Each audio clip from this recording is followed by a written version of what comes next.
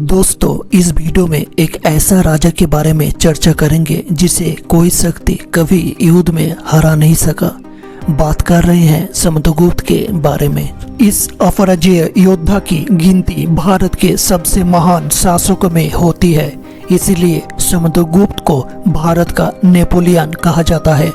इतिहास में समुद्रगुप्त की पहचान एक सफल सेना नायक की है जिसने अपने साम्राज्य का खूब विस्तार किया।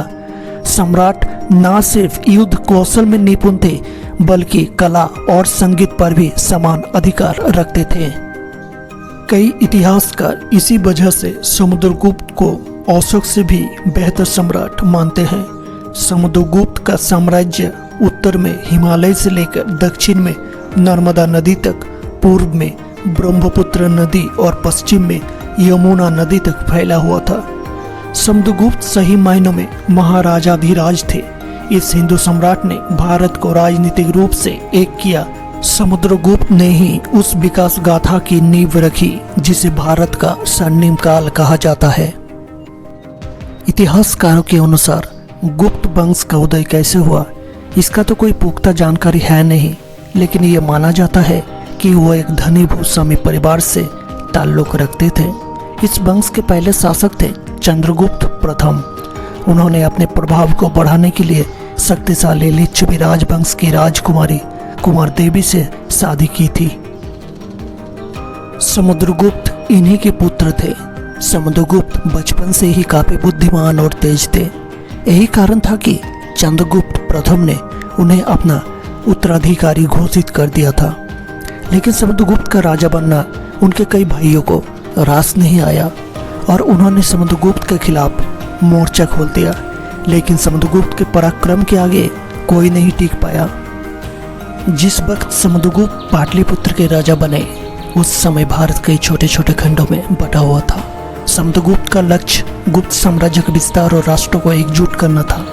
लक्ष्य प्राप्ति के लिए समुद्रगुप्त को उन छोटे छोटे राज्यों को जीतना था। समुद्रगुप्त ने उत्तर में नागा राजाओं को हराया, जबकि दक्षिण में कम से कम 12 राजकुमारों पर विजय प्राप्त की थी। समुद्रगुप्त के शासन की धमक ईरान और अफगानिस्तान तक थी। कई राज्यों पर विजय प्राप्त करने वाले सम्राट समुद्रगुप्त की कोशिश प्रजा में शांति बनाए रखने की रही। समुद्रगुप्त की युद्ध कौशल की दुनिया भर के रणनीतिकारों ने तारीफ की है।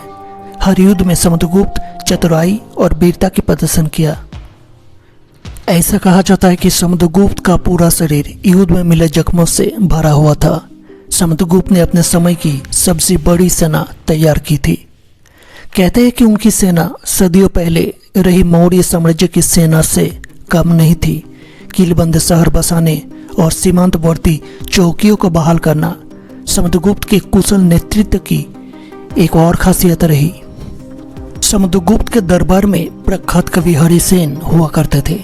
उन्होंने ही मशहूर इलाहाबाद स्तंभ पर सम्राट की बहादुरी का जिक्र किया है। इस लेख को प्रयाग प्रशस्ति कहते हैं। कविताओं के लिए अपने प्रेम के चलते समुद्रगुप्त को कई जगह कविराज भी कहा गया है। समुद्रगुप्त से जुड़े अभिलेखों में उनके बिना बादन का भी जिक्र है। समुद्रगुप्त ने अपने शासनकाल में कई तरह की मोहरें चलाई। गुप्त साम्राज्य की अर्थव्यवस्था समुद्रगुप्त के समय भारी मजबूत हुई थी। पड़ोसी राजाओं से मैत्रीपूर्ण संबंध थे। उन्होंने सैलन यानी श्रीलंका के राजा को बोधगया में एक मठ बनाने की अनुमति दी थी ताकि बौद्ध भिक्षुओं को सुविधा रहे। भारत के बड़े भूभाग को अपने अधीन करने के बाद समुद्रगुप्त ने अश्वमेध का यज्ञ किया था। इस अवसर पर सोने के सिक्के भी जारी किए गए। प्राचीन भारत में किए जाने वाला ये यज्ञ अपनी स्वयं प्रभुता का डंका पीटने के लिए किया जाता था। समुद्रगुप्त ने उत्तर भारत से लेकर दक्षिण भारत तक अपने राज्य का विस्तार किया और इसी तरह समुद्रगुप्त ने एक अखंड भारत का निर्माण किया था।